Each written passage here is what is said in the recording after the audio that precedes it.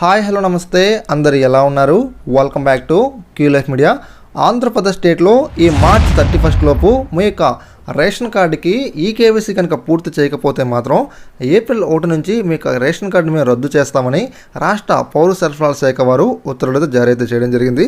మనకి ఎప్పటి నుంచి కూడా ఈ యొక్క డేట్ని మనకు పొడిగిస్తూనే ఉన్నారు. ఈసారి కూడా మనకు డేట్ని పొడిగించే అవకాశం కూడా ఉంది.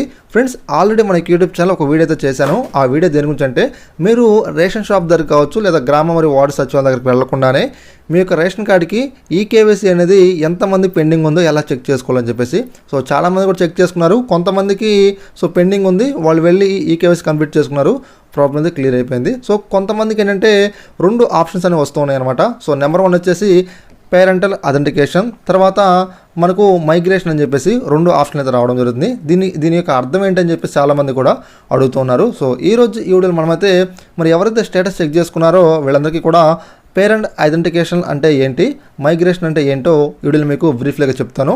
ఎవరు కూడా వీడియో స్కిప్ చేయకండి, లాస్ట్ వరకే చూడండి. అంతేకాదు మీలో ఎవరైనా మొదటిసారి కనుక మనకి యూట్యూబ్ ఛానల్కి వచ్చినట్లయితే మీరైతే కంపల్సరీగా మన క్యూ లైఫ్ మీడియా యూట్యూబ్ ఛానల్ని సబ్స్క్రైబ్ డైలీ ఫాలో అవ్వండి. ఇక మరి మనం డిలే చేయకుండా టాపిక్లోకి వచ్చినట్లయితే, సో రేషన్ కార్డు ఎవరైతే కలిగి ఉన్నారో వీళ్ళందరూ కూడా కంపల్సరీగా మీరు గ్రామ మరియు వార్డు సచివాలయం దగ్గరికి వెళ్ళి మీరు ఏలు ముద్ర వేసి ఈకేవైసీ కంప్లీట్ చేసుకోవాలి. ఇది మనకు స్టెప్ 1 ప్రాసెసింగ్. ఇక స్టెప్ 2 ప్రాసెసింగ్ వచ్చినట్లయితే, మీకు ఏదైతే రేషన్ బండి ఉందో అక్కడికి వెళ్ళి మీరు మీ యొక్క రేషన్ కార్డు నెంబర్ చెప్తే మీ ఇంట్లో ఎంతమంది ఉన్నారో సభ్యులు, సో వాళ్ళ ఎవరికైతే ఈకేవైసీ పెండింగ్ ఉందో సో వాళ్ళకి బయోమెట్రిక్ వేయించి మనకు వితిన్ సెకండ్స్లోనే ఈకేవైసీ మనకు వాళ్ళైతే అప్డేషన్ చేయడం జరుగుతుందన్నమాట. మనం ఆన్లైన్లో ఈకేవైసీ అనేది మనం చేసుకోలేం. ఆల్రెడీ మీకు ప్రీవియస్ వీడియోలు చెప్పడం జరిగింది.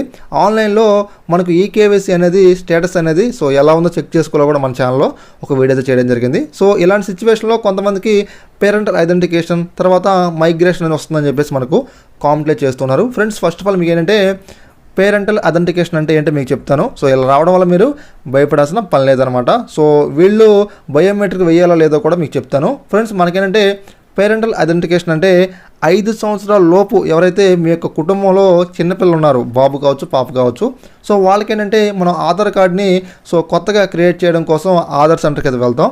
అక్కడ వెళ్ళినప్పుడు చిన్నపిల్లలకి ఏంటంటే సో బయోమెట్రిక్ అనేది వాళ్ళకు వర్క్ అవ్వదు అనమాట. సో చిన్నగా ఉంటారు కాబట్టి వాళ్ళకి ఏంటంటే అవి ఇంకా రావన్నమాట, క్రియేట్ అయితే అవ్వవు తమ్ము సంబంధించి. తర్వాత ఐరిస్ కూడా వాళ్ళైతే స్కాన్ చేసుకోవడానికి చాలా కష్టతరం అనమాట. సో ఇలాంటి సిచ్యువేషన్లో ఆధార్ కార్డు సంస్థ వారు ఏం చేస్తారంటే 5 సంవత్సరాల లోపు పిల్లవాడికి ఒక ఆధార్ కార్డుని క్రియేట్ చేయాలంటే మాత్రం, కొత్తగా ఎన్రోల్మెంట్ చేయాలంటే మాత్రం తల్లి కావచ్చు తండ్రి కావచ్చు, సో వాళ్ళ దగ్గర నుంచి ఐరిస్ తర్వాత బయోమెట్రిక్ సో ఫింగర్స్ ఉన్నాయి కదా, దీనికి సంబంధించి వాళ్ళు మన దగ్గర నుంచి డేటా తీసుకోవడం జరుగుతుంది అన్నమాట. సో ఇలా డేటా తీసుకోవడం ద్వారా సో వాళ్ళకి 5 సంవత్సరాల పిల్లవాడికి ఎన్రోల్మెంట్ అయితే చేయడం జరుగుతుంది అన్నమాట. అప్పుడే మనకు కొత్త ఆధార్ కార్డు రావడం జరుగుతుంది. సో ఎగ్జాంపుల్కి పిల్లవాడికి 5 సంవత్సరాలు క్రాస్ అయినాయి అనుకోండి, 5 సంవత్సరాలు క్రాస్ అయిన దగ్గర నుంచి పిల్లవాడి బయోమెట్రిక్ పెట్టించాలి మనం, తర్వాత ఐరిస్ కూడా మనం అప్డేట్ చేయించాలన్నమాట. సో ఎప్పుడైతే సో మీరు పిల్లవాడికి 5 సంవత్సరాలు దాటిన తర్వాత కూడా అలాగే ఉండిపోయారు అనుకోండి, సో ఇంకా మీకు స్టేటస్ అనేది సో పేరెంటల్ ఐడెంటిఫికేషన్ అని చెప్పేసి అలానే చూపిస్తూ ఉంటుంది అన్నమాట. పిల్లవాడిది సో బయోమెట్రిక్ అనేది అప్డేట్ చేయించుకోవాలి. దీంతోపాటు మనకు ఆధార్ కార్డులో మనకు మరో రూల్ కూడా ఉంది. ఆ రూల్ దేని గురించి అంటే 5 సంవత్సరాల తర్వాత సో పిల్లవాడికి ఐరిస్ బయోమెట్రిక్ అప్డేట్ చేయించాలి. తర్వాత మళ్ళీ తిరిగి 10 సంవత్సరాలకి తర్వాత మళ్ళీ 15 సంవత్సరాలు వచ్చిన తర్వాత మనం బయోమెట్రిక్ అప్డేట్ చేపిస్తూ ఉండాలన్నమాట. ఇది ఆధార్ కార్డు సంబంధించి రూల్ అనమాట. సో మీకు పేరెంటల్ ఐడెంటిఫికేషన్ వచ్చిందనుకోండి, సో మీరు కూడా కంపల్సరీగా ఏం చేయాలంటే ఈకేవైసీ పూర్తి చేసుకోవాలి. దీంతో పాటుగా మీకు పిల్లవాడి యొక్క ఆధార్ కార్డులో సో మీరు బయోమెట్రిక్ చేయించాలి, ఐరిస్ కూడా అప్డేషన్ చేయించాలన్నమాట. అప్పుడు మాత్రం మనకు ఈ యొక్క ప్రాబ్లం అయితే క్లియర్ అయితే అవుతుంది. ఇంకా మీకు ఏదైనా సందేహాలు ఉన్నట్లయితే మన కామెంట్స్ తెలియజేయండి.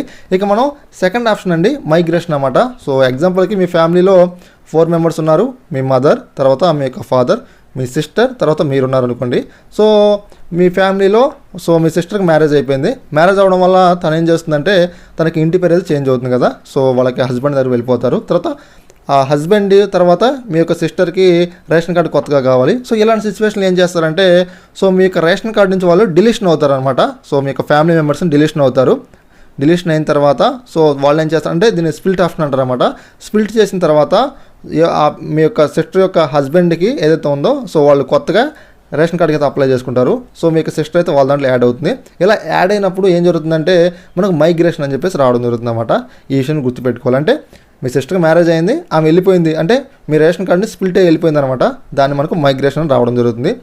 తర్వాత వాళ్ళ పేరు మనకు స్టేటస్లు చూపిస్తుందండి, కానీ మైగ్రేషన్ రావడం జరుగుతుంది అన్నమాట. కానీ రేషన్ సరుకులు మాత్రం రావండి.